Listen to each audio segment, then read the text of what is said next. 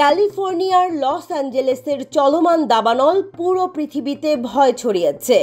গত ৭ জানুয়ারি থেকে প্যালিসেডে শুরু হওয়া এই দুর্যোগ বনাঞ্চল, লোকালয় কিছুই ছাড় দিল না। উত্তর আমেরিকার বিস্তীর্ণ মরু অঞ্চল থেকে দক্ষিণ ক্যালিফোর্নিয়ার দিকে ধেয়ে আসে উষ্ণ সান্তা আনা উইন্ড। ওই বায়ুপ্রবাহের কুপ্রবাহে অঞ্চলটি শুষ্ক আর উত্তপ্ত হয়েছিল। এখন এলাকাটি দাবানলে জ্বলছে।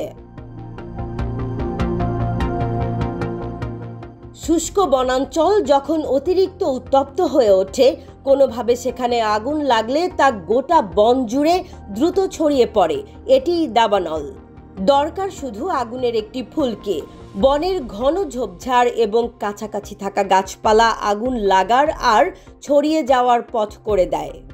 এমন আগুন বা আগুনের ফুলকি প্রাকৃতিকভাবে তৈরি হয়।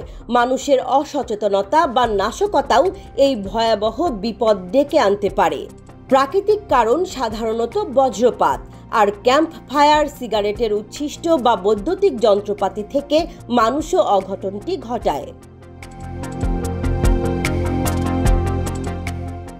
ভৌগোলিক অবস্থান আর আবহাওয়ার ওপর দাবানল কতটা ছড়াবে তা নির্ভর করে। শুষ্ক বায়ুপ্রবাহ আর দীর্ঘস্থায়ী খরা দাবানলের আদর্শ পরিবেশ তৈরি করে। ছোট স্থানে আগুন লেগে গেলে চারপাশ উত্তপ্ত হতে থাকে।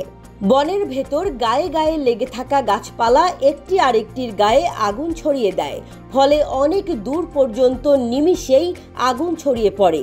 আগুন বড় আকার ধারণ করলে সংলগ্ন গ্রাম বা শহর মাফ পায় না, ধ্বংসযজ্ঞ আরম্ভ হয়।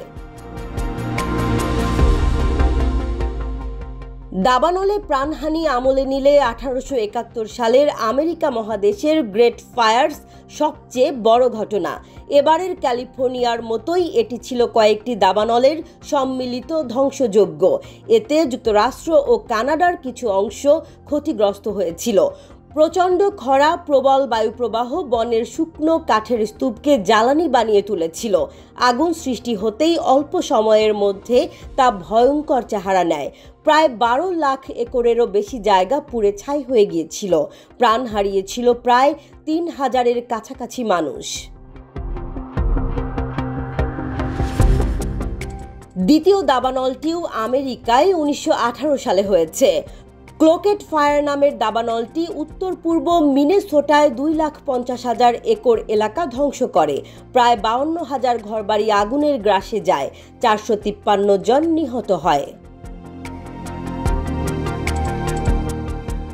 তৃতীয় বড় দাবানলটি হল 1987 সালের ব্ল্যাক ড্রাগন ফায়ার। তখনকার সোভিয়েত রাশিয়া আর উত্তর পূর্ব চীনের মোট 18 মিলিয়ন বনাঞ্চল ধ্বংস করেছিল সেই ভয়াবহ আগুন। প্রায় 1 মাস ধরে জ্বলা ওই দাবানলে মারা গিয়েছিল 211 জন মানুষ।